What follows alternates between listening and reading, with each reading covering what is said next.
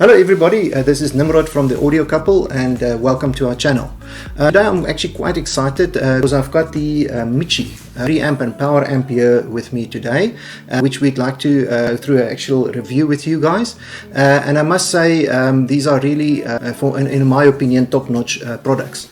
Maybe we can first talk a bit more about Rotel, because it's actually Michi by Rotel. So Michi is basically Rotel's premium brand, and it's only the second time that they've actually launched, let's call it, products under the Michi premium brand. If we can just go quickly into the history of Rotel, is basically a company launched in 1961, and it's a family-owned business from Japan. They quickly expanded to the rest of the world. For instance, they've got offices in Germany, in UK and Canada, etc., where they source different components and people help them to design their products. So in around 1993, they actually launched the first range of their Michi products, and that was originally, like I said, in 1993, only for the Japanese market, and also quite a minimalistic type design, the same as with the current Michi. If we could just go back to the 1993s, the Michi was launched in Japan only for the Japanese market, but they soon realized that there is quite an appetite for the product, and then a couple of years later they actually launched it worldwide, but in limited numbers. So today you'll still see the original Michi with the red, it's a beautiful, let's call it like a gunmetal color with those beautiful red side panels. Also minimalistic, beautiful equipment, and also very good sonic wise. So to go back to the timeline of Rotel's famous 10 series was launched in 1999, and then in 2008 the 15 series was launched. And in between those years, or in between 2008 and 2019, they had various other series, the 12, the 14 series, with a little bit smaller footprint. It wasn't such big components, etc., but also very worthy equipment.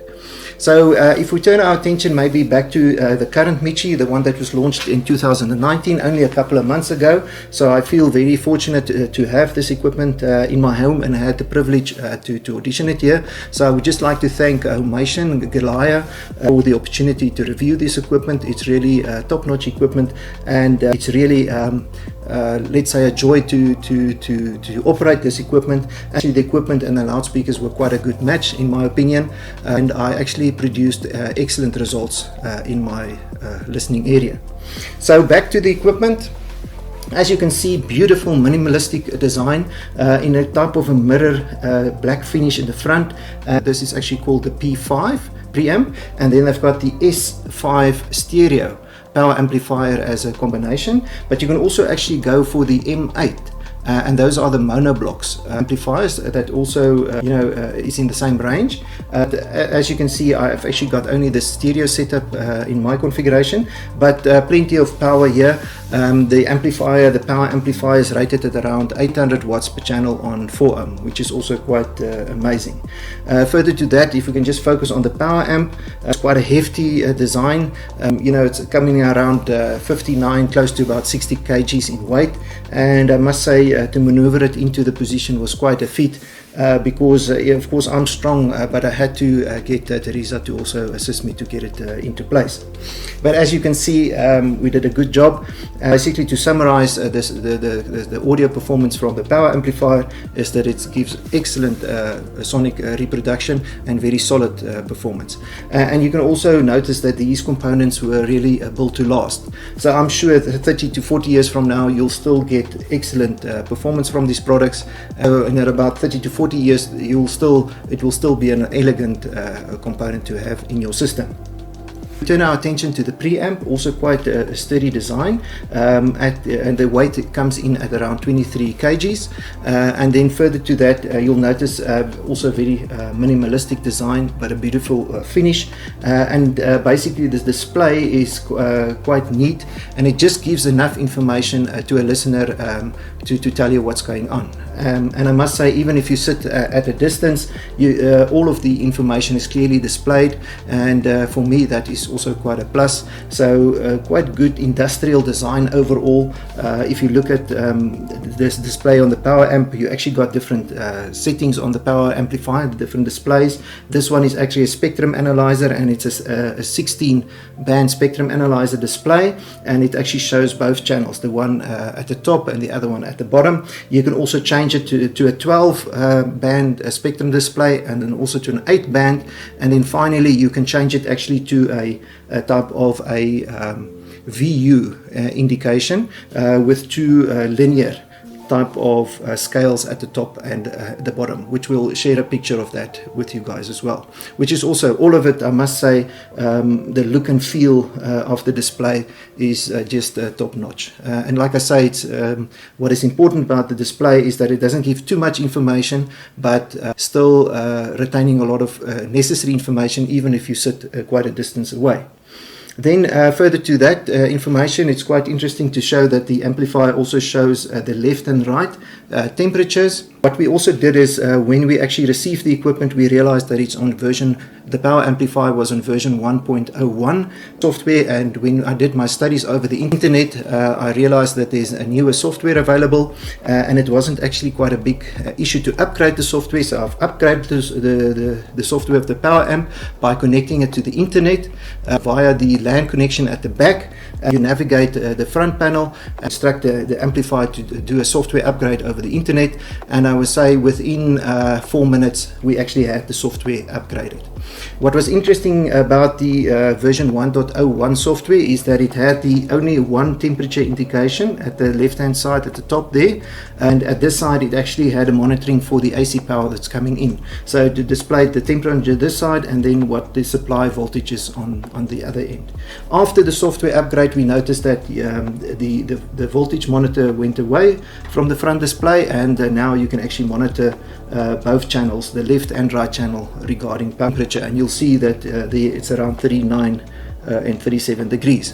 I also noticed the first day that we actually enjoyed music through it. If you play it on these big loudspeakers, which is quite a load on the amplifier, remember these loudspeakers are 4 ohm load. So because of frequency, the load sometimes dips to around 2 ohms, maybe 2.5 ohms. So quite a decent load, let's call it like that, for the amplifier, and we got the temperature up to around 64 degrees. The power amplifier actually got fans, automated fans, which is located inside of the amplifier, but it forces air then out of the back of the power amplifier. So what we noticed is that although the fans did kick in, the noise from the fans were actually very low, and it wasn't really disturbing us. But once you stop the music, you can actually hear the fans going, but it was very soft. What is further nice about the power amplifier is that you can actually connect 2 sets of speakers to the amplifier, very decent loudspeaker connectors, and then of course at the back you also have a LAN input, like I stated before. You've got some trigger inputs and outputs, and then also you've got balanced and single-ended inputs. So that's about the power amplifier, and maybe later on we'll share some information regarding the actual performance. Now if we can turn our attention to the preamplifier, one thing about this preamplifier is that it, although it's got a minimalistic design, it's actually quite feature rich. And what I mean by that, it's got quite substantial input capabilities, and one of the things that surprised me is that it's actually got moving coil phonostage together with a moving magnet phonostage. Excellent phonostage. So vinyl lovers out there, I think it's a top-notch preamplifier that's built into this preamp, and it was just excellent. And what I like about the whole preamplifier is that it's zero fuss, and it's very seamless, the way that it connects with the components. Like for instance, when I connected the MC cartridge, it immediately produced good results without me needing to change various load impedances or maybe different gain settings. So immediately I've got the Ortophon Quintet, the black Ortophon Quintet that I tested for moving coil performance, and excellent. The sound was immediately struck me was the huge channel separation that it had, but a very calm and relaxed, confident type of way that it actually reproduced audio from vinyl. Then we move over to the USB input, the one that I'm using currently from the laptop. So I just connect my laptop via a USB into the preamplifier, and there again I must say it was just a plug in and go, and immediately I achieved excellent results. Again, fuss, there wasn't a problem with any drivers. The drivers were already on the laptop. What I did also at the later stage, I did go to the Rotel website from using my laptop. And I also updated the USB drivers just to make sure, but that also was a seamless process. There again, maybe I must congratulate Rotel on their capabilities on the internet for doing software upgrades, like I say, seamless via the internet on these components, and then of course software drivers that was available and quickly to install for different components, including the Michi range. Then maybe just on regarding the software upgrade, you can actually, there's various processes that you can follow, which is quite, for me, it's flexible. So what I mean is you can do it via the internet, the one that I've done, via the LAN connection. You can also do it via USB stick, which the preamp's got a USB input at the back. And then of course you can do it via RS-232 cabling. So very flexible again, very modern type of approach, and also I must say no issues. There wasn't issues. You know, you can basically it's plug and play. You switch on the components and you're ready to go. Maybe I can just reiterate again, flexible, the preamp, many inputs, as stated before, it supports for the phono stages, both moving coil and moving magnet. Then again, direct USB input. And then it's of course it's also got XLR inputs, so it's got two XLR inputs, and then a good couple of single inlet inputs. And then finally it's also got two XLR outputs towards, so it can actually drive two amplifiers. And then on top of that, it's also got a subwoofer put for on single ended. So the preamp is very versatile, and for such a minimalistic approach, you know, you don't have any issues with compatibility, etc., etc. And then of course it's got your normal digital inputs. What I mean is the Toslink digital inputs, and then of course your coaxial SP-diff type of digital inputs. Okay, and then maybe if we can talk a little bit about the DAC, because I know a lot of people will actually use the preamplifier with its built-in DAC. It's got the premium grade AKM DAC in there, dual mono DACs in there, and this specific AKM can support 32 bits at 768 kilohertz, which is for me also an indication that it's quite future-proof. But then if you want to utilize various formats, actually get USB drivers on your laptop. You get USB class 1 drivers, and that will support 2496 kilohertz on the USB input. And then if you've got class 2 drivers, it will support 32 up to 384 kilohertz bandwidth on the USB inputs. So just make sure of that. If you want to support higher bit rates, make sure that your driver on your laptop is actually class 2 drivers, which will support 32-bit at 768 kilohertz.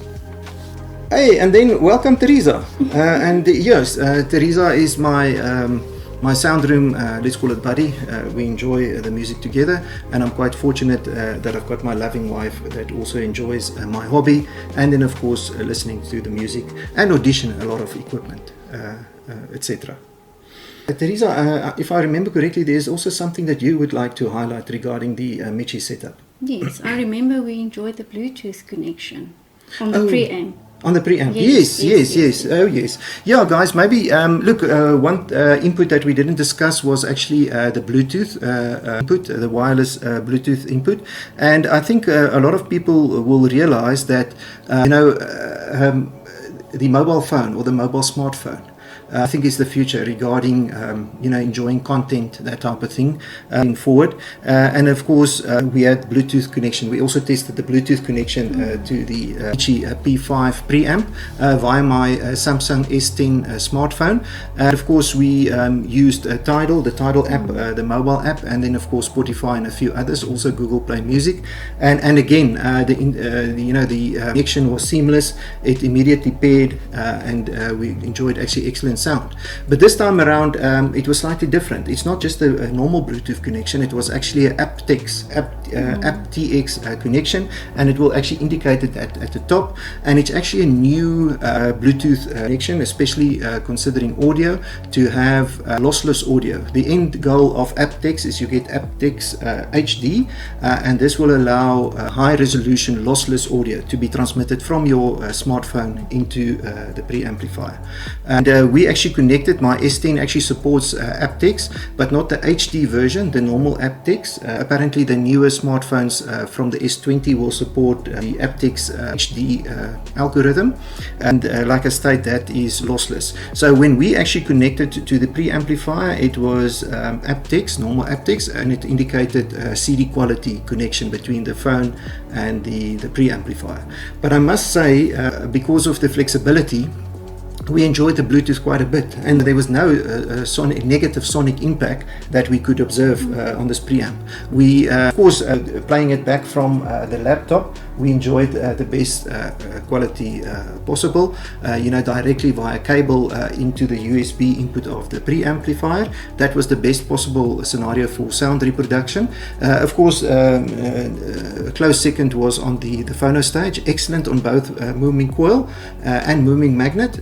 On the moving magnet, I actually used my stock standard Audio Technica AT3600 cartridge, which is the carbon, and excellent results from both the two cartridges. The Orthophon, which is a premium cartridge in my opinion, the Quintet Black, and then of course the Audio Technica, which is quite a stock standard, industry standard type of moving magnet cartridge, but in my opinion an excellent value for money. And the same can be said about the Orthophon, the Quintet. So excellent sonic results, but I must say from Bluetooth as well, it was excellent. The one evening we enjoyed it so much because we could play different songs, different mediums, and the sound quality from the actual setup. I remember we played it in the dry area, not even. Yes, yeah. So that was one thing that was, let's say, a limitation in my other setup, is that I couldn't connect my Bluetooth all the way to my main system, because the bra area is just around the corner. But in this, with the Michi equipment, I could actually Bluetooth all the way from the bra area, which is around 10 meters away from the system. And again, no issues. It connected, it reproduced all the audio, but the only issues with aptX, you can't change the volume on the device. It's got a fixed level, so I just set the volume on the actual preamp at a very nice level, and we enjoyed playing the cuts from the brow area with having excellent sound reproduction, even in the brow area.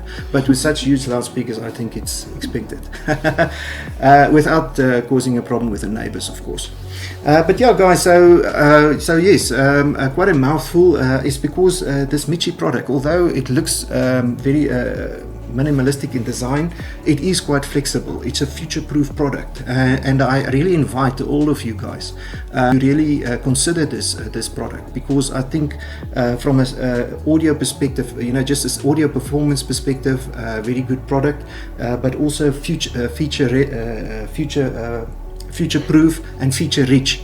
And then even the from your remote, you can see that everything, the look and feel is all premium, and it also worked seamlessly.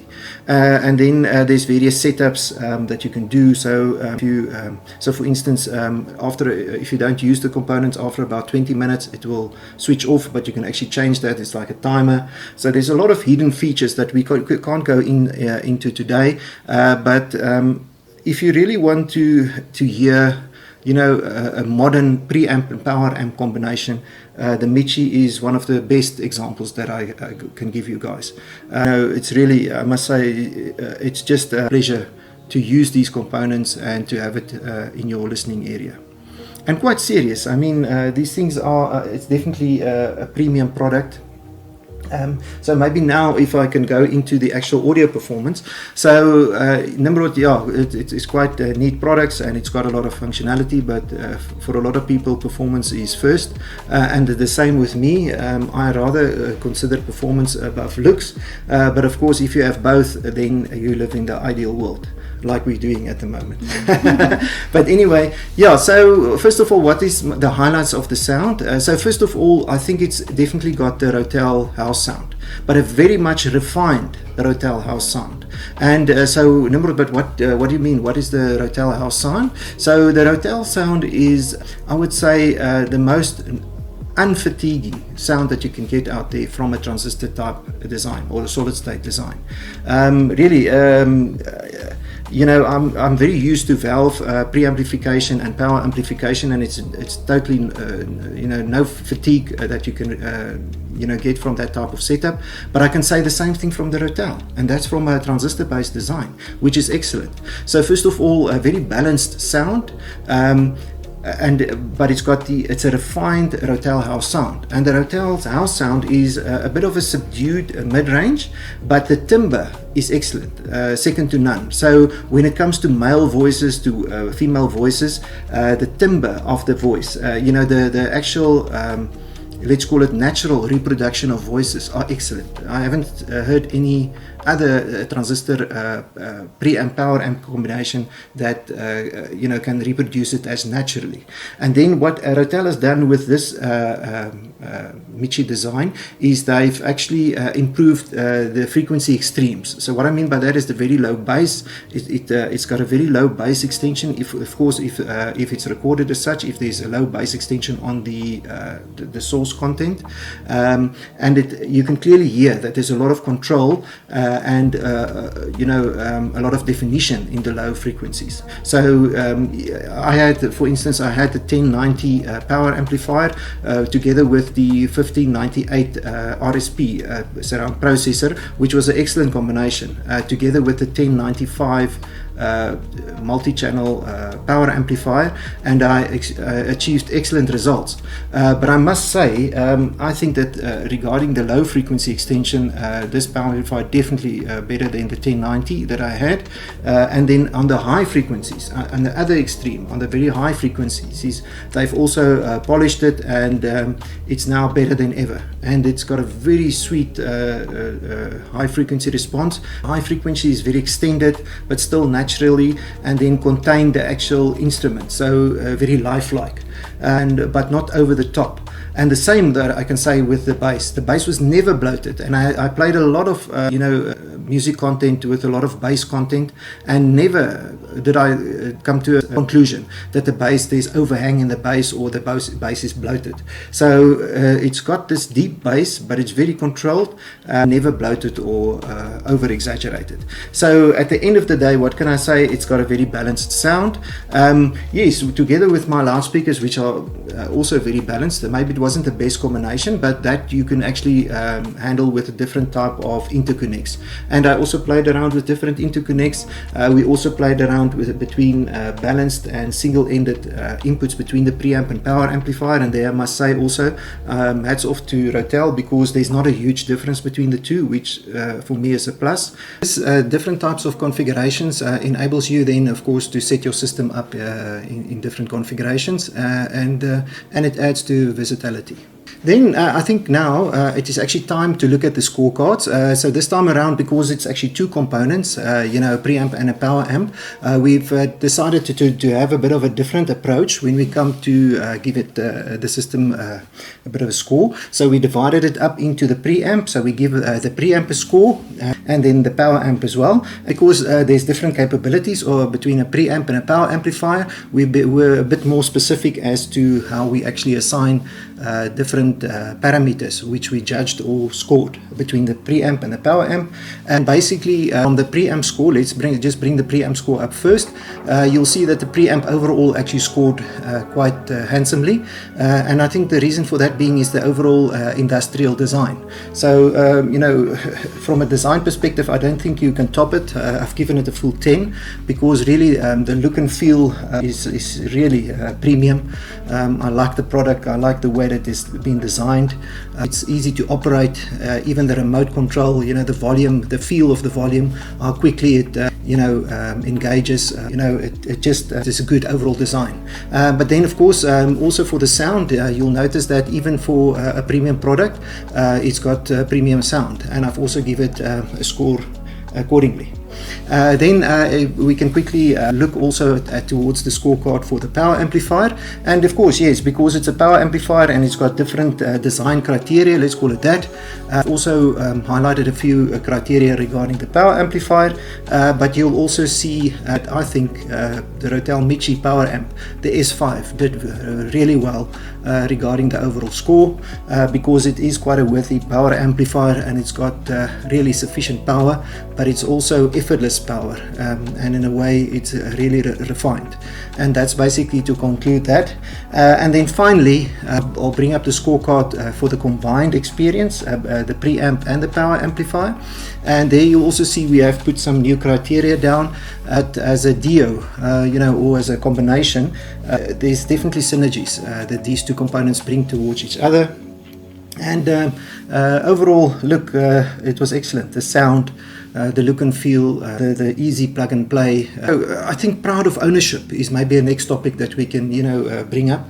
I think that anybody purchasing this product, you know, the pride of ownership will be extremely high, because this minimalistic design, so it will fit into a modern home, you know, and even in the, you know, the most sophisticated of audio rooms or auditioning rooms, these components will feel right at home. And I must also state that even in the factory, they've isolated a certain area within the Rotel factory, focuses on the manufacture of the Michi, and these guys were specially trained, all the technical people and the people assembling the systems and then doing the quality assurance, and you could see these guys had behind the Michi product.